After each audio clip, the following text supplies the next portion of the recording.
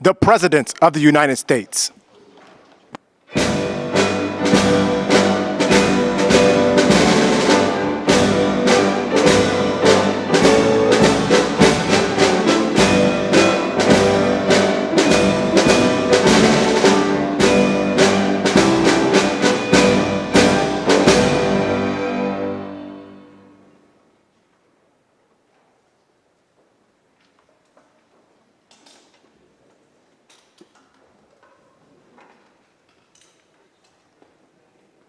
And we have a lot of great people here, and we've been looking forward to this day, but we sort of look forward to every day because we have a lot of surprises, most of which are good. Today you saw GDP was much higher than anticipated, and Scott, good job. Scott Bessent's been working, just got back from a little excursion and a meeting with China in Europe. And that went well. We've done very well with the EU deal. It's a very big deal, I guess. They say the biggest trade deal ever made by far, probably is. Just completed Japan and many other countries, and hundreds of billions of dollars is flowing into our country. We've never seen anything even close. And that's not me saying it, that's everybody saying it. And it's going to be something really, really very special. Maybe even more importantly, factories for AI and for cars and for lots of other things are being built in this country or planned to be built very shortly. They'll be starting. And where they need great amounts of energy, like for AI, they're going to be, I've given them approval. And Lee Zeldin has given them very fast approval to build their own electric powering plants, and they'll build them with the factory, so we don't have to worry about an ancient grid and all of the other problems, the obstacles people thought we were going to have that would make it impossible. And we're leading AI by a lot, and I think people are very impressed with our country. As they said, the King of Saudi Arabia and various leaders, and just about every leader I can even imagine, we were in the Middle East and Qatar, UAE, Saudi Arabia, they said, 1 year ago, your country was dead, and today you have the hottest country anywhere in the world, and that's true. So I congratulate everybody in the room that's helped, but we're doing a good job together. I'd like to begin by saying a few words about the unbelievable kind of numbers that we've been putting up. And as I said, the number of 3%, the pace, in the second quarter, we smashed all expectations. They thought it would be maybe a little bit less than 2, and it was 3, a little bit more than 3. Consumer spending is up. Business investment is way up. Domestic manufacturing is way up. Real disposable family income is up, and personal savings are up. Other than that, we're not doing so great. We have the hottest country, and I'll tell you, it's a great. We're having a lot of fun with it. At the same time, we dramatically slashed government spending for the second quarter in a row, down nearly 4%, which people were surprised at. We do a lot of cutting also. The private sector has boomed with nearly 600,000 jobs added, way above expectations, while we have reduced the federal workforce by 70,000 jobs. So these are private jobs that are coming back to our country. Federal jobs are being cut. Critics said that our tariffs would hurt the economy, but the data shows the exact opposite, and the exact opposite is happening. The U.S. Treasury has taken in $150 billion from tariffs, and we'll be adding about $200 billion next month for totals that nobody's ever seen before, frankly. And foreign imports were down 30% in the second quarter, while the domestic auto production surged by a stunning 36%. How about that number, Dr. Oz? Right? That's good. That's good. We want to do that with your patients, too. We'll have a very healthy, we're going to have a very healthy country. At the same time, inflation continues to fall faster than expectations, and for the 5th consecutive month, core inflation was lower than predicted substantially. This is truly the dawn of the golden age of America. That's what we're in. We want to keep it that way. This afternoon, we're gathered to announce another historic victory for the American people, very important one.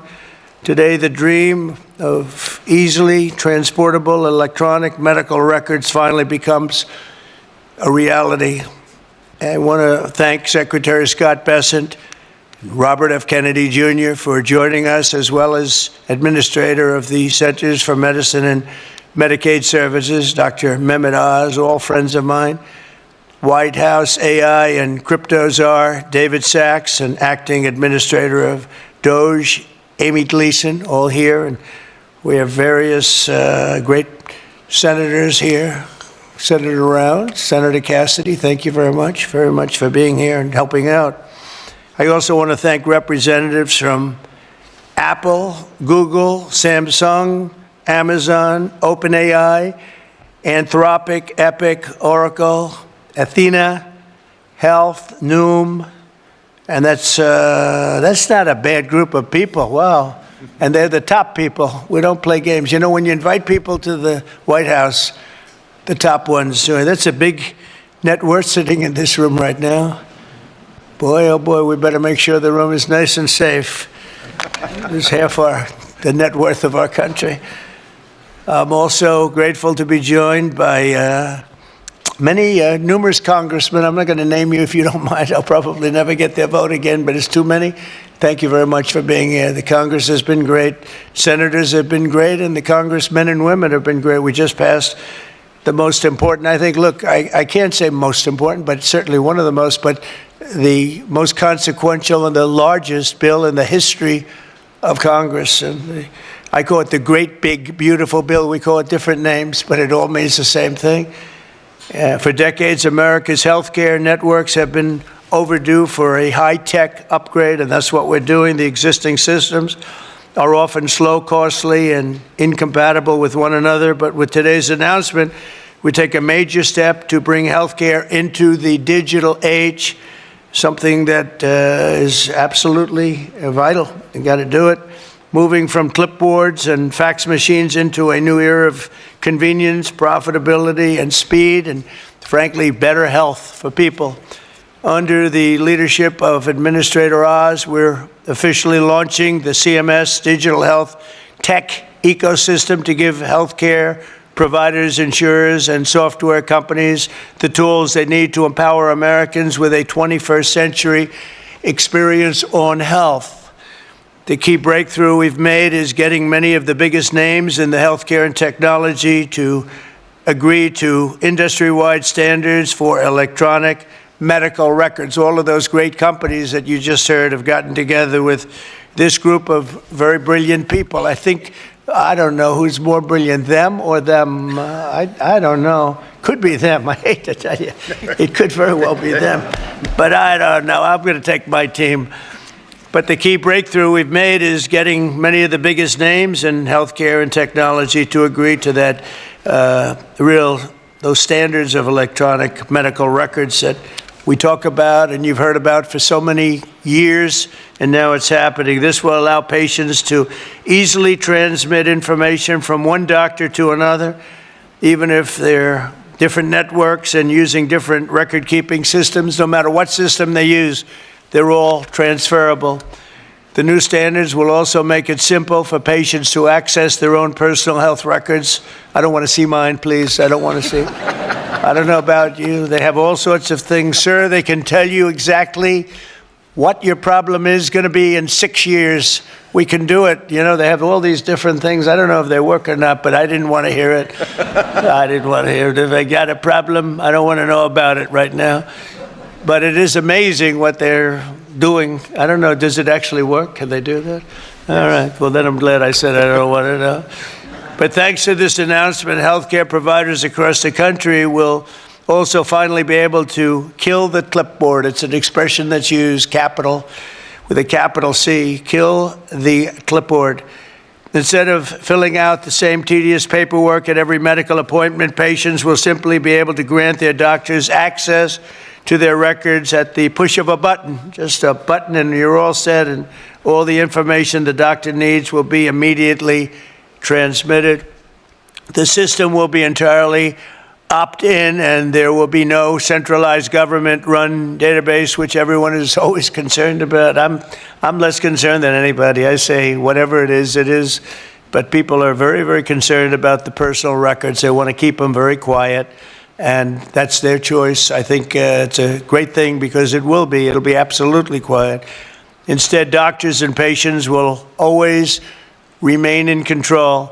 The benefits to millions of Americans will be enormous. We will save time, we will save money, and most importantly, we'll save lives. It's just going to make people live longer and be a lot healthier. I think that's really what you're looking to do. And now I'd like to ask Secretary Kennedy to say a few words, followed by David Sachs, Dr. Oz, and Amy Gleason. Thank you very much, everybody.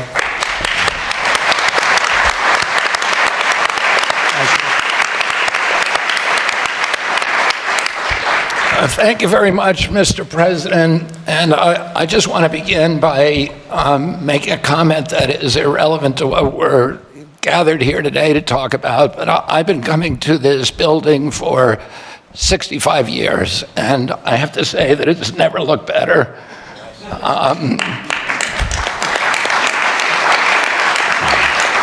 I've spent some time in the Oval Office, which really it's been transformed. And I was looking at a picture of the Oval Office the other day when I was there, when I was a kid with my uncle. And, you know, it was an extraordinary, it's always extraordinary to go into that sacred space. But I have to say that it looked kind of drab in the pictures. And they're black and white pictures, but it looked drab. And it looks the opposite of drab today. And I think, I know all these portraits, I hope you get a chance to look at them when you go out there, that they were handpicked by the president. And many of them hijacked from other agencies that were trying to keep them. But I mean, you know, my uncle, my aunt, Jackie, who were deeply committed to design, to beauty, and who understood that it's important to have our public buildings be beautiful because it inspires us, it elevates the human spirit. It's one of the, it is a template and it's an example, an exemplar for democracy, the releasing through freedoms of the creativity of the human spirit. And this building of all buildings should look beautiful, and under your stewardship, it looks extraordinary today. So thank you, Mr. President, for that. About 3 weeks ago, I met with the Indonesian health minister. And Indonesia today is regarded as the highest flourishing nation on earth. Since 1990, it has increased the lifespan of its women by 8 years, of its men by 9 years. There's no country that has a record like that. And there are two major innovations that allowed them to achieve that extraordinary outcome. And one of those was to disincentivize people from eating processed foods. Oh, you are paid not to eat processed foods, and you are penalized for eating processed foods. The other innovation that really transformed Indonesia was allowing people control of their individual health records. And he showed me the app that they use that everybody in Indonesia has.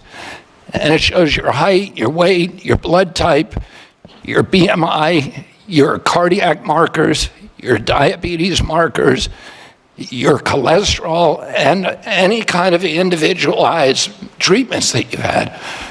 So if you go to a doctor in another town, he doesn't do what we have to do here, which is to sit there with a clipboard and a fax machine in order to get your health records. It's available, and it allows them to give better treatment. It also allows you to make better choices over your life. And there's other apps like Yaka in Indonesia that allow you to choose good foods when you go to the grocery store. So you can turn your app on your phone and you can get full information of those foods. Well, now if you have your medical records, you can get personalized advice, and that app will also give you advice about a better alternative. So we're going to be able to, we met, Dr. Oz and I met with the former Prime Minister Rudd of Australia just after the election during the transition phase. And he, after his retirement as Prime Minister, he ran a commission to reorganize the Australian health system, and they revolutionized it, and they vastly improved health in Australia. And he said the single thing that he did that was most important to that transformation was the transparency that occurs when people control their own health records. Because it gives people the choice over their own health decisions and over their own lives, and it gives them a sense of responsibility and allows them to measure the interventions if they change their diet, if they change their exercise.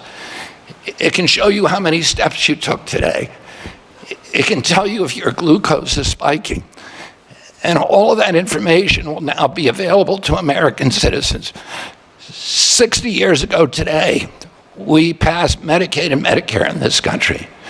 And we have 60 CEOs in this room of these extraordinary companies, some of which the president just mentioned, that have all agreed voluntarily to start sharing information. President Trump, during his first term, passed the interoperability rule.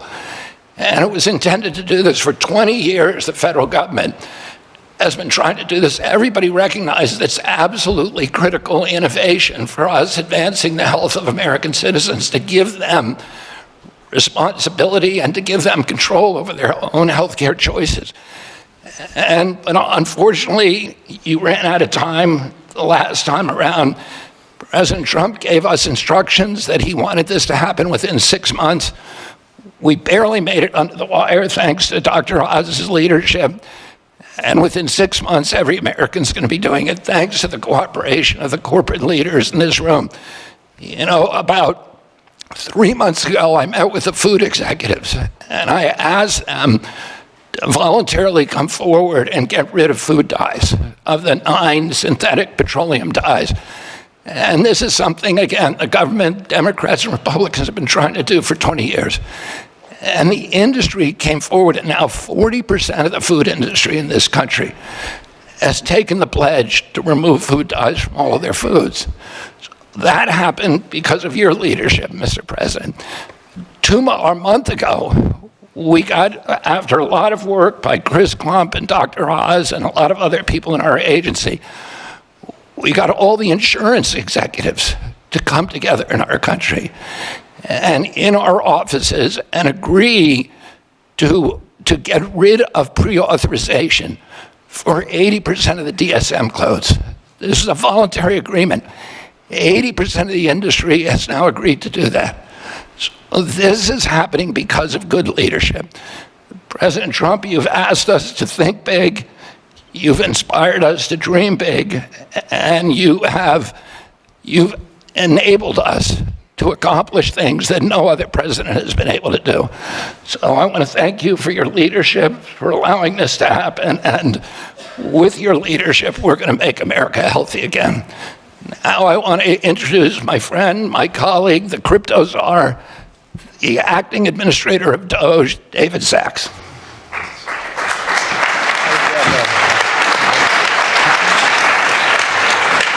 Thank you, Secretary Kennedy. I recently got a text message from a friend whose wife has been suffering from a chronic illness for something like a decade, and they've been trying to figure out what it is. They've never been able to figure it out. And I just want to read this to you right off my phone. He said, I uploaded my wife's blood work into one of our leading AI engines on Friday. It essentially diagnosed her as having a rare genetic defect that causes bone marrow failure. It's caused every single thing that's happened to her. She has every single symptom. It started at exactly the same age of presentation. It's 10 people out of 1 million. There's absolutely no way this is not it. So wow, it's really an incredible example of what AI is already able to do just today, and we're just getting started. And this was one person putting his wife's data in one of our consumer AI apps, and he's already been able to get that diagnosis, and that's going to help them tremendously. The key is the unlocking of the data, because the more data that AI has, the better it performs. And so, kudos to Dr. Oz and Secretary Kennedy for this pledge today. They were able to get 60 major companies across different sectors of the economy to agree to unlock their data so that AI can use it to drive better patient outcomes. And this is, all due to your leadership and President Trump's leadership to put the American people's healthcare needs first. And I remember Dr. Oz, he was one of the first people to call me during the transition when the president announced I'd be AI czar, because he wanted to ask me about how AI could better be used in healthcare. So kudos to you, Dr. Oz. Your passion's really incredible. And kudos to you, Secretary Kennedy, your passion as well. And I remember a couple of years ago, I was a big fan of Bobby Kennedy when he was running as a Democrat.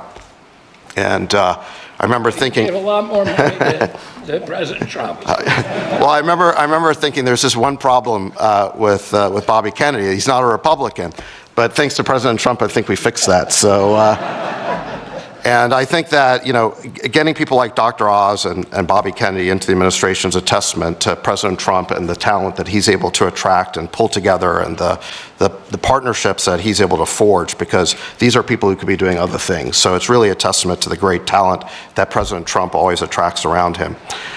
Today's pledge by these companies is going to tear down barriers that allows both startups and established firms to compete freely.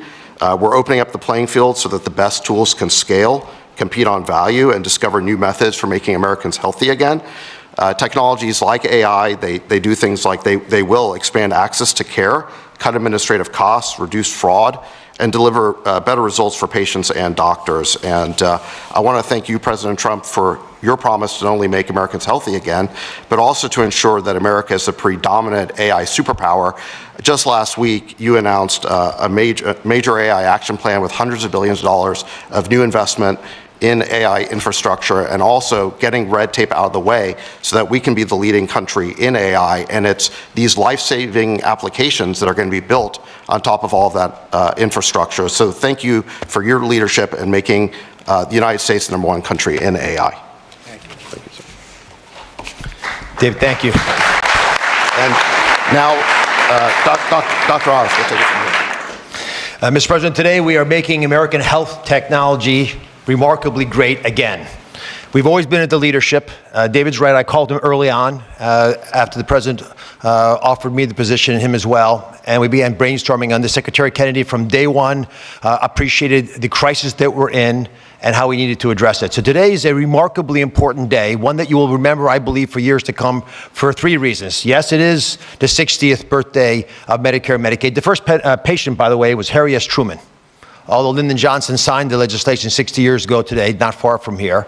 It is not just the ability to bring 60 of the top incumbents and insurgents in health technology, hospital systems, insurance companies, electronic medical record companies, AI companies, the big players. You're all here, and we appreciate that very much. But Mr. President, you used the power to convene. That's fundamentally what I think the president has been able to offer us. And Secretary Kennedy offered us as a group some examples, but there are more to come. And I want to touch on some of these. But first, I've got to do what doctors often have to do, which is to tell you the truth, even if you don't want to hear it. So here goes. These beautiful programs, which are the backbone of the social network, the social support system of this country, the safety net, they're flailing. They're flailing for a bunch of reasons. Medicaid is a unique entity. It has deviated from its original purpose by drift and by design. The One Big Beautiful Bill, the OB3 law, was elegant for that very reason. And President, I don't know if you remember this, I can share this, but he called me once and he was upset at me because I was going too strident at something. And he said, this is about fraud, waste, and abuse. That's what we're interested in doing. And that's exactly what the One Big Beautiful Bill accomplished. And it especially did it to save Medicaid, by putting $200 billion more into it and allocating funds very specifically to use to support rural America. And primarily, some of that money will be used to support digital infrastructure, which is terribly lacking in many parts of the country. The money that's sent from Washington doesn't get to rural America. About 7% of Medicaid dollars get to rural hospitals. We now have an ability to infuse funds through this $50 billion Rural Health Transformation Fund into that system. The gathering today is another example of how we can actually jumpstart that and accelerate it. The other reality is COVID broke the system. It did for many reasons. Medicaid expenses went up 50% in 5 years. Medicare, the trust fund that we met at actually Treasury with Secretary Bessent and Secretary Kennedy as trustees, it goes bankrupt in 2033, and that is actually a conservative estimate. It could go bankrupt as early as 2029. Thankfully, due to the economy, that's not going to happen. But we don't want to have to take that risk, and there's some fundamental changes we need to make accordingly. Now, there's one other big reality about making the system more efficient, which is why what everyone here is talking about is so critical. And let's just pick an average American born in 1964. That average American born in 64 will retire this year at age 61. If just that one group of people born in 64 could work 3 years longer because they're healthy, because they feel like they want to do it, because they feel vital and vigorous and they're flourishing, just that 1 year working longer is $1 trillion to the U.S. GDP, and is $300 billion of tax revenue to pay for a lot of the problems that people are concerned about. So it's not just keeping people out of the hospital, getting them to thrive and flourish that makes what we're doing so critical today. I think there are a lot of realities to how healthcare has gone. Unfortunately, this system is frozen, and it has been for many reasons, despite efforts in the first administration. It's frozen in time, so it cannot address the quality lags that exist. While Netflix and Airbnb and Uber drivers are racing ahead, making arrangements, identifying the problems that are challenging us in healthcare have become incredibly difficult. You can't make appointments. The average Americans are tired. They're tired of waiting for a doctor's appointment. They're tired of waiting for the surprise of what your hospital bill is going to offer. That's being addressed by one of the president's executive orders. They're tired of waiting for access to their medical records. You own your medical records. They're yours. Why you can't have access to them is a stunning reality in modern day America. They're also tired of waiting for Washington to take action. And this president early on emphatically stated that wasn't going to happen anymore. And today we made that vision into a reality. And there's a fine line between vision and hallucination. What you did today was show it's a vision, because you share it with us and we're moving ahead on it. And that's what today's commitments essentially are reflecting. And they are pledges, they're not laws, they're nimble and they're fast and they're quick, because the president understands that you, each of you in your own way, understand these needs. And Secretary Kennedy spoke beautifully about the reality of what happens when you actually have electronic records, because what he said is happening in Indonesia, we'll have here. Within a year, on your device, and 91% of Medicaid patients have smartphones. On this device, you'll get insights based on your records if you want. You don't have to take this, but if you desire, Amy Gleason is one of the smartest people I've ever worked with, has built a mechanism to be able to get you that information in a way with all these partners helping, so that you can get nudged to pay attention to what you're eating and avoid processed foods that Secretary Kennedy smartly and wisely highlighted as so dangerous to our well-being. All this, by the way, is that will be at the fingertips. In addition, advice about which doctor to see, when to go see them, nudges, reminding you why I didn't do certain things. If you're a doctor like me, it's a very different story. It's to help you navigate the system better. It's giving you advice, decision support, which is becoming increasingly important as medicine gets more difficult. But I'll tell you the best thing of all, how many of you have been with your doctor telling them something heartfelt, very emotional, and they're looking to the side, typing into their computer, right? It's common. Put your hands up. I just want to see it. Yeah, most everybody. And that's unfortunate, because the whole sacrament, the whole covenant of being with the doctor is having them look you in the eyes and realize you're there for each other. That process is going to go away. We will, within the workflow of doctors, be able, with your help, allow physicians to take care of patients, gather the information while they're doing it, and will destroy the upcoding that has hurt Medicare Advantage and other programs in a similar fashion. The IT infrastructure that's going to change promises to improve a lot of things. We're going to cut fraud, waste, and abuse. Mr. President, we announced with the DOJ 2 weeks ago a $15 billion bust. $15 billion, it's a multinational criminal syndicate based primarily, we believe, in the Soviet Union, in Russia, and what they did was hack using beneficiary numbers into the system. We'll be able to stop that because of a system that Amy has put together, and the wonderful work of Amy Brandt, who has a fraud war room using this kind of technology, because we'll know who you are and who your doctor is, so we can block this. We're going to have remarkable advances in how consumers can use their own records. We'll have beneficiaries be able to get MAHA advice and prevention tips, and even be able to nudge them and reward them perhaps for that. And all this comes back to one fundamental issue, Mr. President, which is leadership. I think 60 people, the biggest, the best, the willing came forward because of your leadership, because you weren't going to take no for an answer, and they know it. We are building a robust and safe, I emphasize that, safe system. It's going to protect the data better than we could have imagined. We're going to be able to accomplish goals that all of us wished from day one that would be in place. These pledges are now confirmed. They're signed in public. You have therefore empowered Americans to own their property, which is their medical records. Let me introduce Amy Gleason. She is acting director of DOGE, U.S. Digital Service as well, and was actually the brilliant woman who pulled together the pieces of this puzzle with so many members of the audience. Amy Gleason.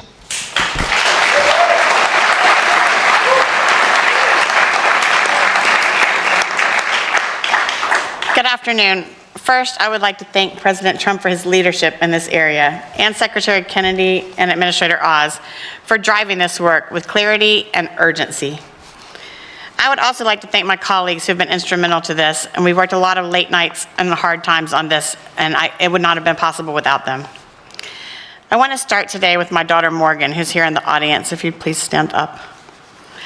I am so inspired and energized by your strength every day. And we also have two other patients here, Randy and Tom, who have been very inspiring. Thank you for being here today. You're why this all matters. Let me start talking about my daughter's history. So 15 years ago, she was diagnosed with a rare disease. She was 11 years old, and she started showing mysterious symptoms. Over the last year and a half after that, she saw the country's best doctors, but she still continued to get worse. At some point, she couldn't stand up off the floor or walk up the stairs, and we still had no answers. I carried a binder of paper records to every doctor's appointment so that I could keep them aligned. And I truly believe that if one of those doctors had been able to see her whole history, they would have diagnosed her faster. And if we had just had today's AI, then they could have connected the dots that the humans missed. Today, Morgan takes 21 pills a day, gets 2 infusions a month, and has over 40 patient portals. Her disease is very rare, but her experience is very common. And that is what we're here to fix today. Too many patients are forced to remember all the doctors that they've been to and log into portal after portal, repeating their story at every visit, and they don't have the digital tools to help them stay well. Meanwhile, every other part of our life is digital. I can order groceries and have them delivered in minutes. I get personalized recommendations on my other apps. But in healthcare, we still see it on paper and manual situations. But today, thanks to President Trump, we're changing that. Over 15 years, we've tried to regulate our way to a better outcome. And we have gotten a path forward, but they have not delivered the modern healthcare experience that Americans expect and deserve.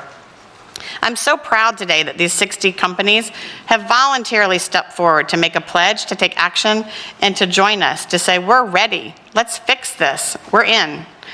We're trying something different.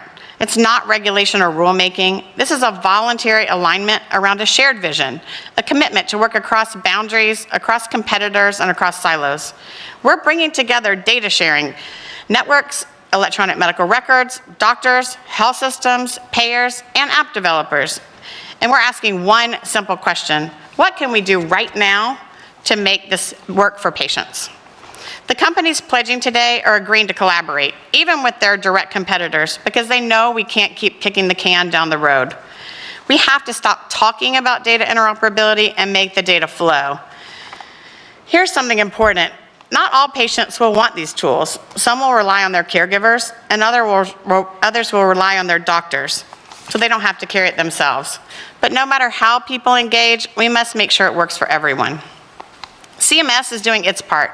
We're clearing the path for innovation by building the long overdue National Provider Directory, a kind of digital map for healthcare that connects systems in real time and helps patients get more coordinated care. We're also modernizing Medicare.gov to feel more seamless and smart like other apps we use. But the government can't do this and shouldn't do it alone. These tools we need to make daily decisions must come from the private sector, and that's why this is so important. So let me tell you what this might look like after our collaborative effort. So Morgan, in 6 months from now, might show up to her doctor's appointment, and instead of filling out a clipboard with her 21 medications, 12 doctors, and her entire medical history, she can just pull out her phone and tap or scan a QR code and seamlessly transfer her digital insurance card, her verified medical record, and a digital summary that could help her provider get up to speed faster.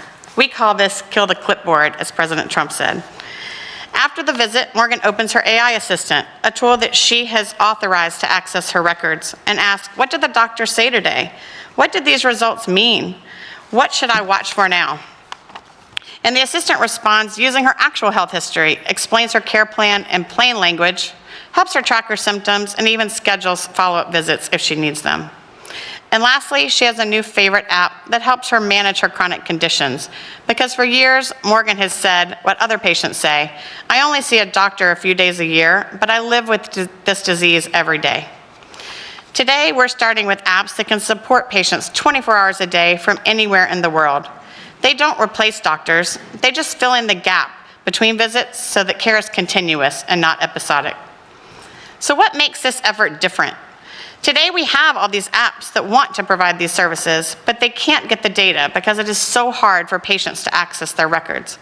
But today we have 18 network companies who are here pledging to fix the infrastructure that makes this possible. They're doing this through modern data sharing networks that removes the burden on patients and providers and makes it available in real time using modern identity, just like when you check in at the airport. These honor patient privacy and transparency, and most importantly, it's a movement to work together to remove the friction that's holding us back. Because access to information shouldn't be a luxury, it should be a standard. So for all the Morgans out there, come join this movement with us at cms.gov. Let's kill the clipboard and axe the facts. Let's help make health tech great again. Or in this case, maybe it's for the first time. Thank you, President Trump.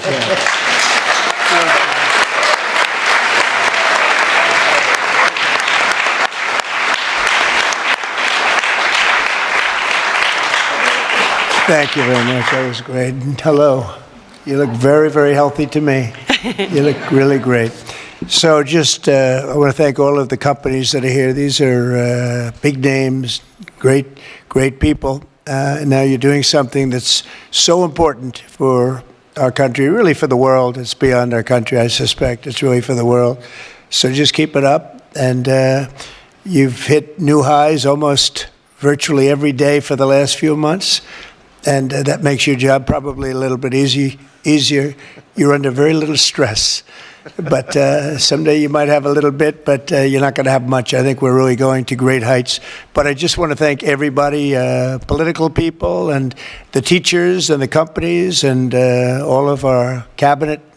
I even see Newt. Do I see Newt? I see Newt. Look at him. He's such a handsome man. He's a healthy man. We don't have to do any tests on him. But good to see you, Newt. But I just want to thank everybody. This is a very big undertaking, and it's a very serious undertaking. It's going to make a lot of people lead a much better life. Thank you all very much for coming. Appreciate it. Thank you. Thank you. Can I call you by MFN? Yeah. Can we start the...